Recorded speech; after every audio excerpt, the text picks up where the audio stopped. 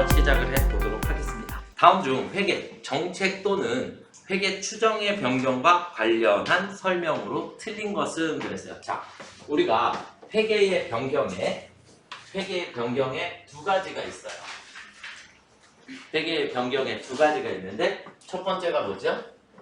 회계 정책의 변경이라고 하는 게 있고 그 다음에 회계 추정의 변경이라고 하는 게 있다. 회계 정책의 변경이라고 하는 것은 지금까지 해오던 방식 자체를 아예 뜯어고치겠다 라는 표현이에요. 그래서 정책의 변경은 과거서부터 모두 수정을 하는 방식이에요. 아시겠죠? 그러니까 기본적으로 여러분들이 외우셔야 되는 건 정책의 변경은 법이 바뀐다. 뭐가 바뀐다? 법이 바뀐다. 추정의 변경은 해오던 거예요. 해오던 거를 수정을 할 건데 비율 같은 것들이 바뀌는 방식이에요. 그래서 다시 바꾸면 수치 데이터가 변경이 되는 이것을 우리가 추정의 변경이다 라고 얘기를 하는 거고 정책의 변경은 과거서부터 모두 수정을 해야 되기 때문에 정책의 변경이 일단은 대표적인 게 우리가 재고자산 평가 방법을 예를 들어서 뭐 후입선출법을 썼다. 그런데 이제 총평균법으로 바꾸겠다. 이렇게 바꿔주는 것을 정책의 변경이다 라고 얘기를 하는 거고요. 그 다음에 추정의 변경이라고 하는 것은 수치를 바꿔주는 거예요. 그러니까 우리가 대손율을 2%를 했었는데 우리 신용카드 결제가 늘다 보니까 대손의 위험이 많이 줄었다. 그래서 우리 대손율을 1%로 적용을 하겠다. 이렇게 되는 걸 우리가 추정의 변경이다 라고 얘기를 하는 거고 무슨 말인지 이해가 되셨습니까? 아시겠죠? 그러면 이제 우리는 정책의 변경은 법이 바뀌었기 때문에 얘는 과거서부터 지금까지의 장부를 다시 다 수정을 해야지 돼요. 다시 다 수정을 해야 하기 때문에 우리는 그걸 뭐라고 얘기하냐면 소급 적용한다. 그래서 소급법을 적용을 하게 됩니다. 그러니까 소급법이라는 얘기는 과거, 옛날의 장부도 수정. 지금 바뀌는 방식으로. 이해가 되셨나요? 그래서 소급법을 적용을 해서 수정을 하게 되고 그 다음에 추정의 변경은 수치가 바뀐 거기 때문에 수치가 바뀐 건 단기부터 적용합니다. 이걸 우리는 전진법이라고 해요. 전진법. 그래서 소급법이라고 하는 것은 언제부터? 과거부터 수정을 하는 거고요. 과거부터 전부 다. 그 다음에 전진법은 단기부터 수정을 해나가는 방식이다. 무슨 말인지 이해가 되셨습니까? 요만큼만 알고 있으면 정책의 변경, 추정의 변경의 답은 무조건 다 구하실 수 있다. 이렇게 보시면 되겠고 자, 그래서 첫 번째 1번 추정의 변경은 소급하여 적용하는 것이 원칙 1번 정답이네요. 그냥 맞죠? 회계 추정의 변경이라고 했으니까 추정의 변경은 전진법을 적용을 하고 전진법은 단기부터 적용하는 겁니다. 올해부터. 이해가 되셨나요? 막 시험 문제 보기에 주어질 때 단기 이후부터 적용한다. 뭐 이렇게 나와요. 단기 이후가 아니라 단기부터 적용한다. 아시겠죠? 네, 그래서 정답이 1번입니다. 그 다음에 우리가 2번을 보면 2번 보기를 보시면 회계 정책의 변경과 추정의 변경이 동시에 이루어지는 경우 동시에 이루어지게 되면 자, 정책과 추정이 동시에 발생을 했어요. 그러면 만약에 추정을 먼저 반영을 해버리게 되면 올해 거 바꿔야죠. 그쵸? 올해 거 바꿔놓고 정책의 변경을 적용을 하면 어떻게 돼요? 과거서부터 다시 수정해야 되니까 올해 거 또 바꿔야지 돼요. 왜냐하면 누적 효과라는 게 계속 생기니까. 당기순이익이 생기면 그게 계속 다음 연도로 2월 차익이 발생을 하게 되면 계속 2월이 돼야 되죠. 이해가 되셨나요? 그러니까 당연히 적용을 누구부터 해야 한다? 정책의 변경부터 적용을 하고 그래야 과거를 고쳐놓고 그 다음에 단기 거를 고치면 되죠. 그래야 두 번 일을 안 하니까. 이해가 되셨습니까? 그래서 적용 순서는 정책의 변경을 우선 먼저 적용을 하고 그 다음에 추정의 변경을 적용을 하게 된다. 이해가 되셨습니까? 자, 그 다음에 세 번째.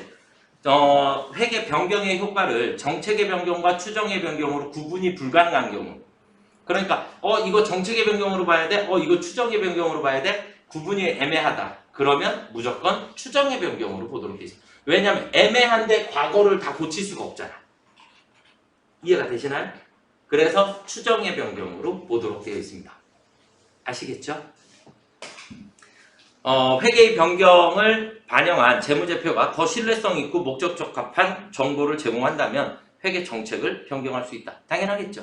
더 좋은 정보를 제공을 하려고 하니까 당연히 변경이라는 게 필요한 거고. 자, 여기서 이제 시험 문제 한 가지만 더 알려드리면 추정의 변경에 해당하는 거에 감가상각 방법이 있어요.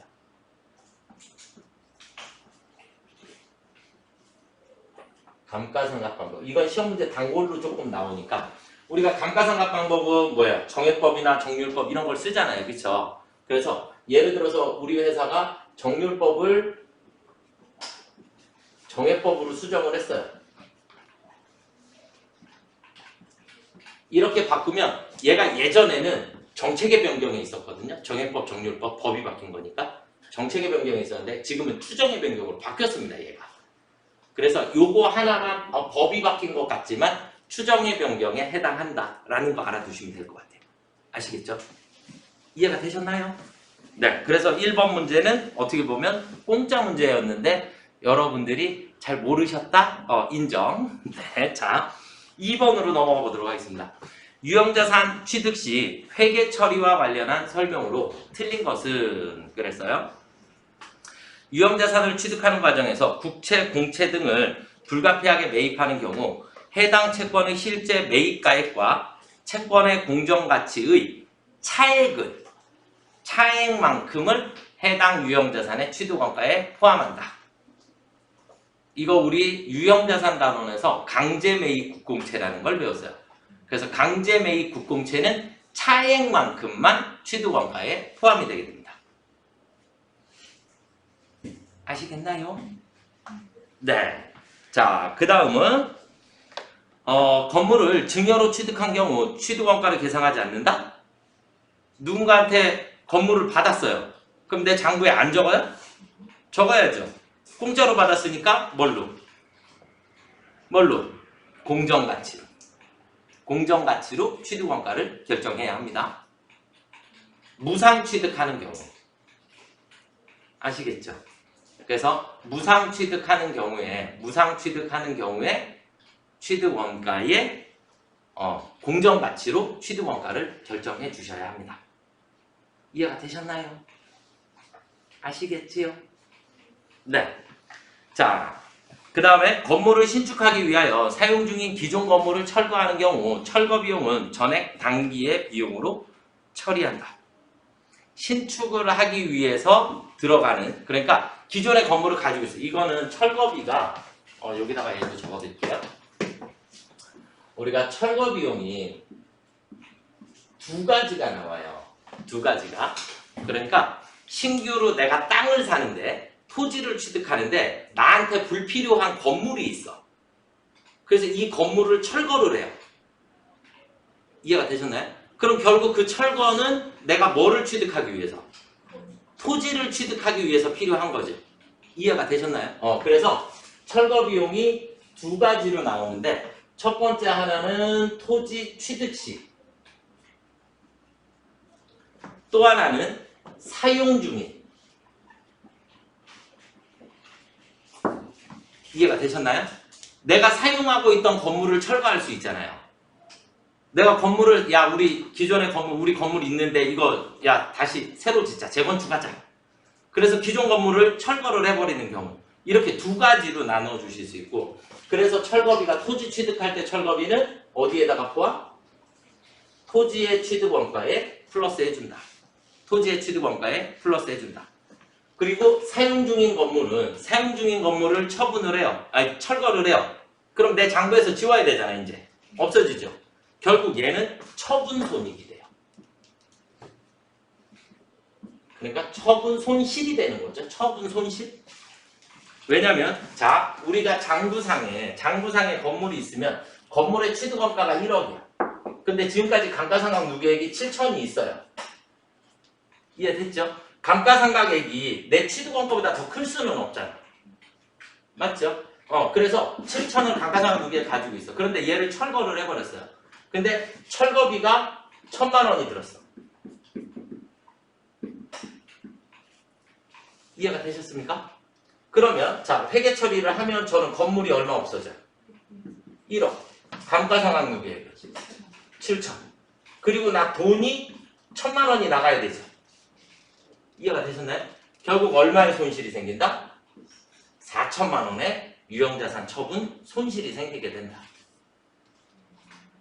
무슨 말인지 이해가 되셨나요? 여기에서 비용이 다른 비용이 발생을 한다라기보다는 어차피 비용이 생기는 건 맞아요. 유형자산 처분 손실 비용이니까. 이해가 되시죠? 그래서 처분 손실에 포함이 된다. 철거 비용은. 이렇게 두 가지의 경우의 수를 이해를 하고 계시면 네, 우리 문제 또 다 풀어지시겠죠. 이해가 되셨나요? 자, 그 다음에 4번 보게 보시면 정부보조금을 자산 취득 시 해당 정부 보조금으로 자산 취득 시 해당 정부 보조금은 해당 자산의 취득원가에서 차감하는 형식으로 기재한다. 맞죠?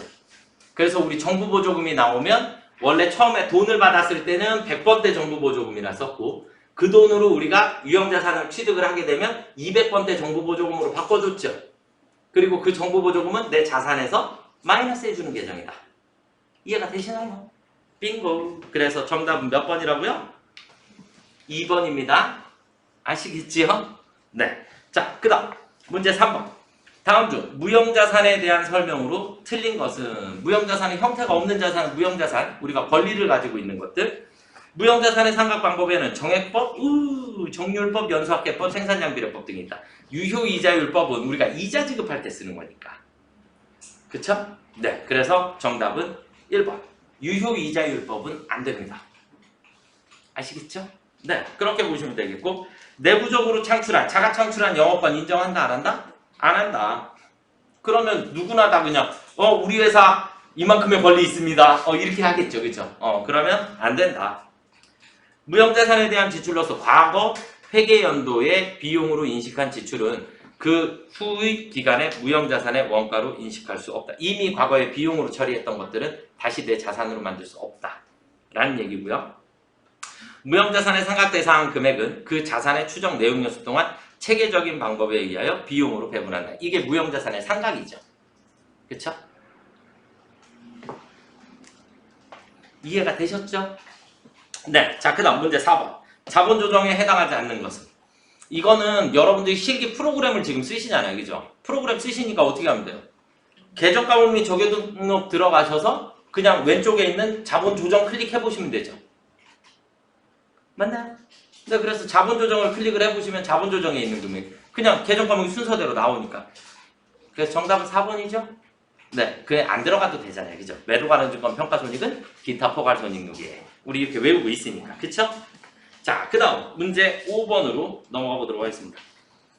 다음 중 사례의 회계 처리에 관한 설명으로 가장 틀린 것은 그랬어요.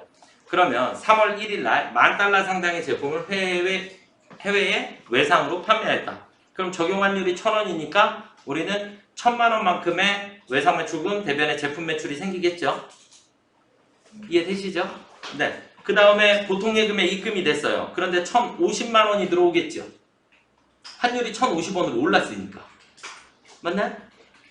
그쵸? 그럼 우리는 이 50만 원을 뭐라 해요? 외환차익이라고 해야죠. 그쵸? 그래서 4번이 정답이죠. 외화 환산이익이 아니라 외화 환산은 언제만 쓴다? 결산일만. 이해가 되셨습니까? 아시겠죠? 자, 뒤로 한 장 넘어가 볼까요? 자, 다음의 그래프는 조업도에 따른 원가의 변화를 나타낸 것이다. 변동 원가에 해당하는 그래프만 짝지어진 것은 자, 우리가 고정비, 변동비. 그쵸? 그래서 고정비는 어떻게 그렸죠? 일정. 변동비는 생산량의 비례한. 이렇게 그렸잖아요. 그쵸? 근데 단가는 반대로 움직이죠. 얘는 점점 작아지고 얘는 일정하다. 이해가 되십니까? 아시겠죠? 그런데 지금 누구 거에 해당하는 변동원가. 그러니까 변동원가는 일단 총원가가 어떻게 된다? 증가한다. 총원가가 증가한다. 단위당 원가는 일정하다. 그러니까 AC. 그쵸? 네. AC 정답. 1번이 정답이 되겠죠? 이해가 되셨습니까? 네. 자, 그 다음은 다음 자료를 이용하여 매출원가를 계산하면 얼마인가 그랬는데 제가 얘를 문제를 어떻게 알려드렸어요? T자 계정 그렸죠 그냥 우리 그쵸? 그러니까 제공품 계정 하나 그리셔야지 되고 그 다음에 제품 계정을 하나 그리시면 되죠 맞죠? 그래서 제공품의 기초 제공품이 얼마예요? 50 단기 총 제조 비용은요? 200만원 맞죠? 단기 총 제조 원가 그 다음에 기말 제공품은 100만원. 그러면 우리는 150만원의 단기 제품 제조 원가가 나오죠? 맞죠? 이 150만원이 그대로 제품으로 넘어가야 되겠네요. 맞나요? 네. 그리고 기초 제품 재고액은 40만원. 기말 제품 재고액은요? 45만원. 그럼 5만원 빼야지 되니까 얼마 나왔어요? 145만원 나왔나요? 맞나요? 네. 145만원. 정답. 문제를 잘 보셔야지 돼요. 매출원가를 물어볼 수도 있고 단기 제품 제조 원가를 물어볼 수도 있으니까 그것만 신경을 쓰시면 됩니다. 그죠? 네. 자, 그 다음 문제 8번. 다음 중 보조 부문의 원가를 제조 부문에 배부하는 방법에 대한 설명. 자, 부문별 원가 계산 나오면 부문별 원가 계산은 몇 가지 방법이 있다? 네, 보조 부문비 배부 방법에 보조 부문비 배부 방법에 세 가지가 있다. 직접, 단계, 상후. 맞나요? 네, 이렇게 세 가지가 있고 직접 배부법은 뭐라 그랬죠? 완전 무시. 단계 배부법은 우선순위. 배부 순서. 그쵸? 상후 배부법은 완전 고려한 방식이다. 그쵸? 누가 제일 정확하다? 상호 배우법이 가장 제일 정확하다. 정확한 것만큼 가장 복잡하다. 이해가 되셨나요? 끝! 그러면 직접 배우법은 용역수수를 무시하고 빙고. 단계 배우법은 배부 순서를 정하여 빙고. 상호 배우법은 완전히 고려하는 방식이다. 이해되셨죠? 그럼 정답은 4번. 상호 배우법은 이론적으로 가장 타당하고 계산이 복잡해요. 이해되셨죠? 네. 자, 그 다음 9번. 개별 원가 계산과 종합 원가 계산에 대한 설명 중 틀린 것은 그랬는데 제가 개별 원가 계산, 종합 원가 계산 원가 얘기 처음 할 때 개별 원가 계산이 있고 종합 원가 계산이 있다. 그쵸? 우리는 원가를 직접 재료비, 직접 노무비, 제조, 간접비로 분류를 하였다. 그쵸? 그래서 우리는 개별 원가 계산은 이렇게, 종합 원가 계산은 이렇게. 맞나요? 그래서 둘씩 묶었죠? 그쵸? 그래서 우리는 뭐라고 했냐면 개별 원가 계산에서는 원가의 부분이 직접비와 간접비의 부분이 중요하고 종합 원가 계산에서는 재료비와 가공비의 부분이 중요하다. 맞나요?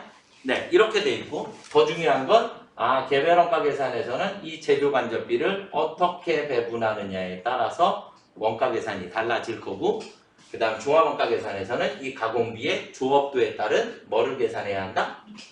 완성품 판산량이라는 걸 계산해야 한다. 이해가 되셨나요? 네, 그러면 이제 정리가 얼추 끝났죠?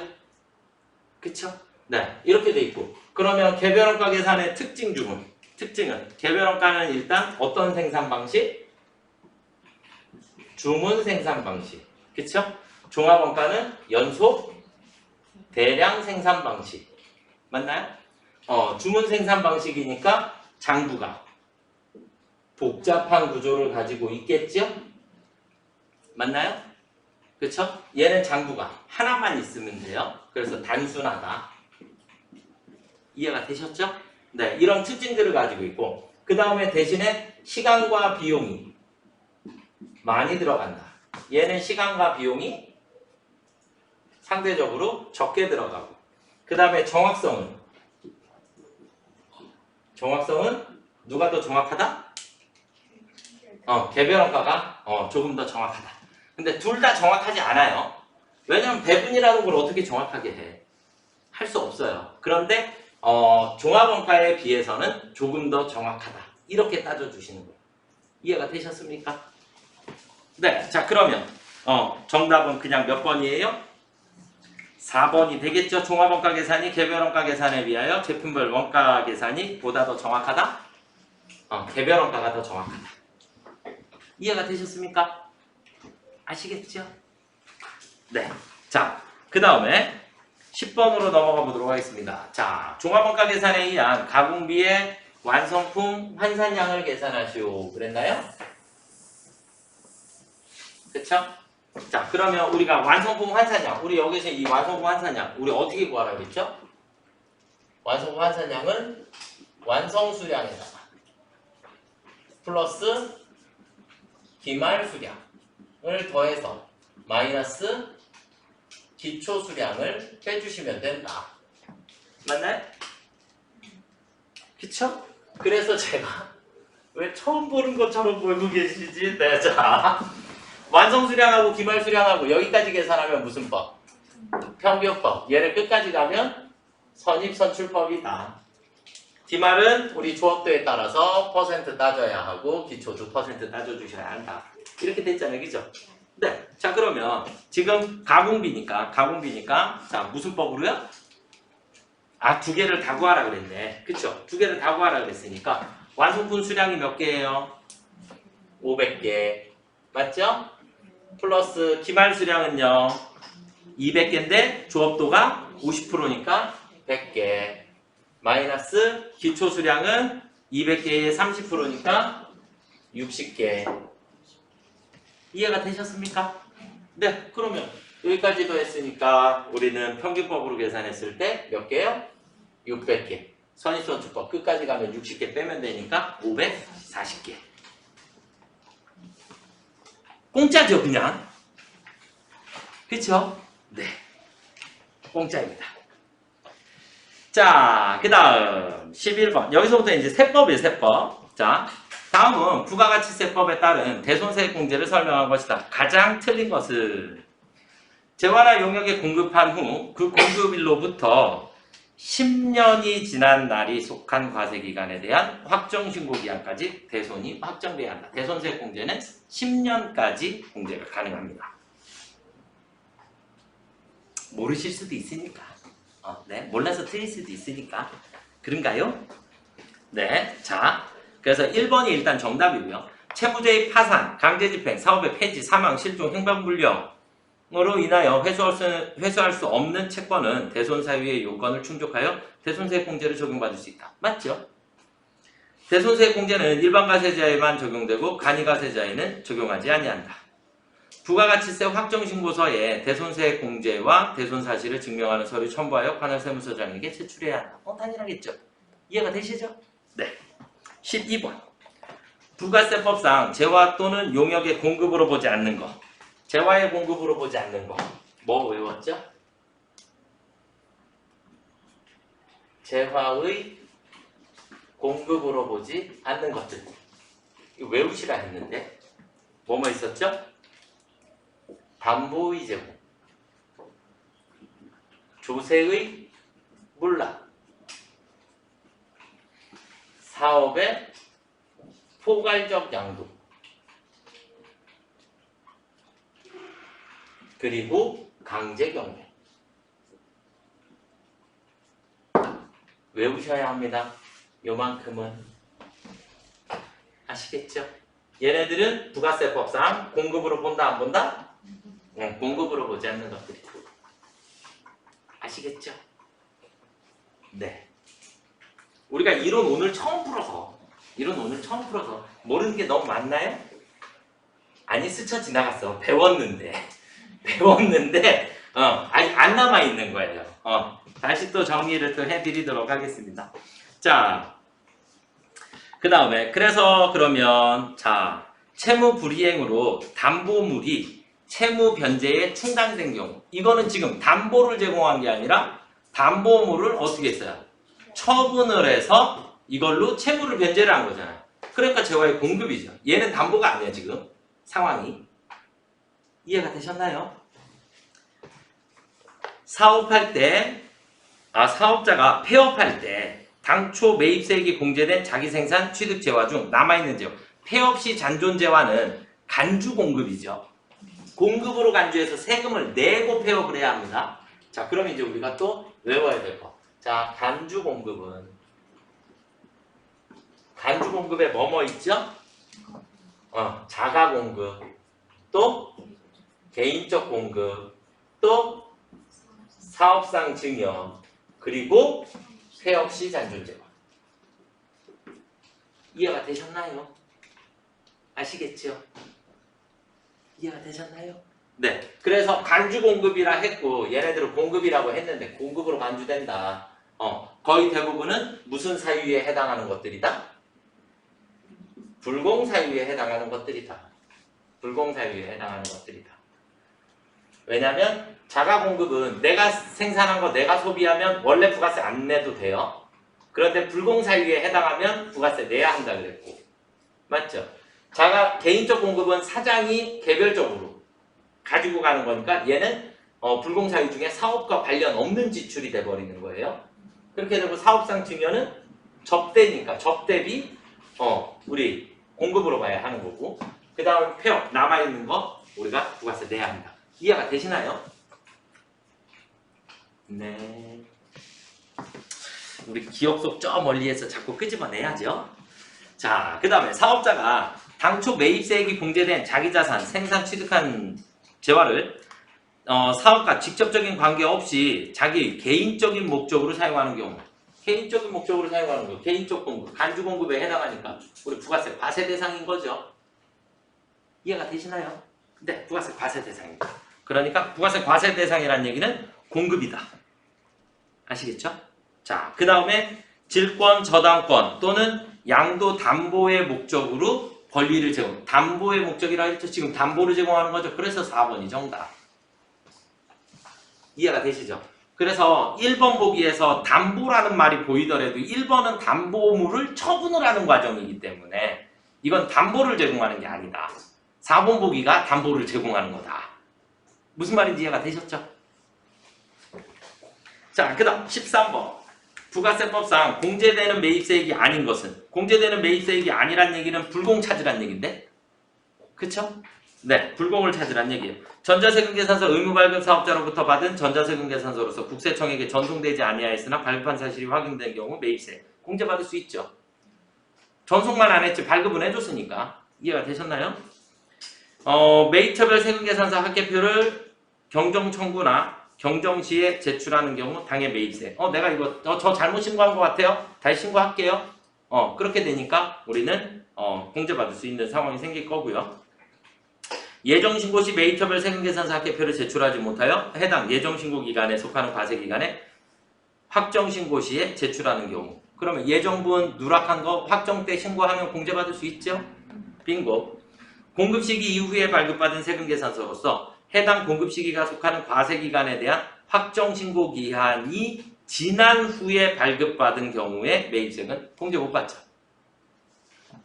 자, 이거 제가 어떻게 설명드렸었냐면 우리 세금계산서 언제까지 발급해야 되지? 가산세 우리 배운 지 며칠 안 됐잖아요.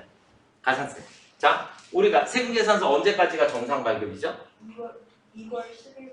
그렇죠. 공급일이 있으면 무조건 다음 달 10일까지.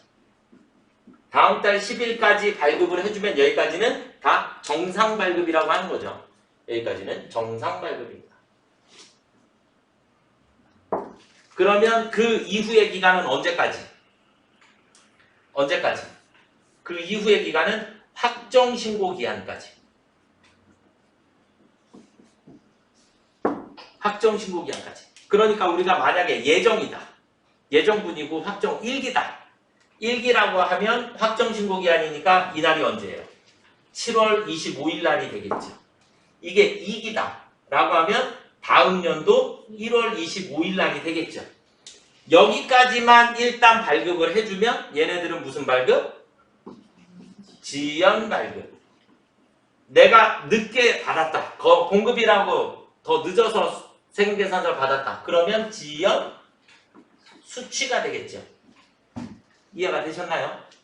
자, 확정신고기한 이후에 발급을 하게 되면 그때는 우리가 무슨 발급?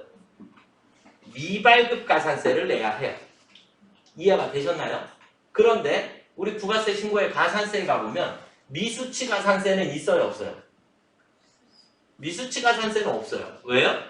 매입세 공제 안 해줄 거니까. 이해가 되셨나요? 매입세 공제를 못 받는데 가산세 낼 필요가 없죠. 그렇죠? 걔는 어차피 그냥 부가세까지 모두 다 원가에 그냥 포함시키는 겁니다. 이해가 되셨나요? 아시겠죠? 그래서 우리가 확정신고 기한이 지난 후에 발급받았으니까 확정신고 기한이 지난 후에 발급받았으니까 얘는 매입세 공제 대상이 아닙니다. 무슨 말인지 이해가 되셨죠? 네. 그래서 4번이 정답이 되겠습니다. 자, 그 다음 14번. 다음 중 소득세법상 이자 소득 총수익 금액이 총수익 금액의 수입 시기에 대한 설명으로 가장 옳지 않은 것은? 이런 게 조금 어렵죠. 저축성 보험, 보험금 또는 환급금의 지급일이며 다만 기일 전에 해지하는 경우 해지일이다. 네. 비영업대금의 이익은 약정일 이후 실제 이자 지급일이 원칙 아니에요. 약정일이 원칙입니다. 약정일이. 그러니까 비영업대금의 이익은 대여금이다라고 이해를 하고 계시면 돼요. 아시겠죠? 그러니까 대여금에 대한 이자의 수입 시기는 언제다? 약정일이다. 왜냐하면 우리 차용증 쓰니까 거기에 날짜 명시되어 있죠. 네, 그래서 약정일로 되어 있습니다. 그래서 2번이 정답이 되겠고요. 무기명은 무조건 받은 날이에요. 무기명은 누군지를 모르니까 원천징수를 할 수가 없거든요. 그쵸? 그래서 무기명이라고 나온 건 무조건 지급받은 날. 기명은 약속한 날. 지급받기로 한 날. 약정에 의한 지급일. 이해가 되셨습니까? 아시겠지요? 네. 금전의 사용에 따른 대가의 성격이 있는 이자 할인액은 약정에 따른 상환일이다. 다만 기일 전에 상환할 때는 그 상환일이다. 그러니까 미리 갚아주면 갚은 날이 되는 거고 안 갚으면 약속한 날이 되는 거고. 이해가 되셨나요? 이거랑 그러니까 위에 있던 아까 제가 2번에서 설명드렸던 거랑 똑같은 내용인 거죠. 그죠? 네, 그렇게 보시면 되겠고 그래서 정답은 2번입니다. 자, 그 다음에 15번. 이건 틀리신 분들 때려야 하는데 이거는 정말로 틀리시면 안 되는 문제. 자, 일단 여러분들 근로소득 있죠? 회사에서 원천징수 하죠? 이해되셨나요? 여러분들 퇴사하면 퇴직금 주는데 회사에서 원천징수 하죠? 아하, 그럼 기타냐 양도냐 둘 중에 하나 남았네요. 맞죠? 기타 소득도 일시적으로 내가 뭔가를 제공해주고 돈을 받아야 되니까 어떻게 해요? 세금 떼이고 받도록 되어 있죠? 이해가 되셨나요? 빙고. 그래서 정답은 4번 양도소득. 양도소득은 원천징수를 할 수 없어. 그 사람이 돈 받은 사람이 이 사람이 얼마의 양도소득이 생겼는지 모르잖아요. 그러려면 너 이 건물 예전에 얼마 주고 샀어? 지금 얼마에 파는 거야? 너는 차액이 얼마의 이익이 생겼네를 다 오픈을 해버려야 되는 거잖아요. 그죠? 그래서 그렇게 하는 게 아니라 매매는 매매대로 하고 그 다음에 세무서에 가서 내가 이만큼의 양도했습니다 라고 해서 양도소득세를 내야 하는 겁니다. 무슨 말인지 이해가 되셨습니까? 아시겠죠? 네.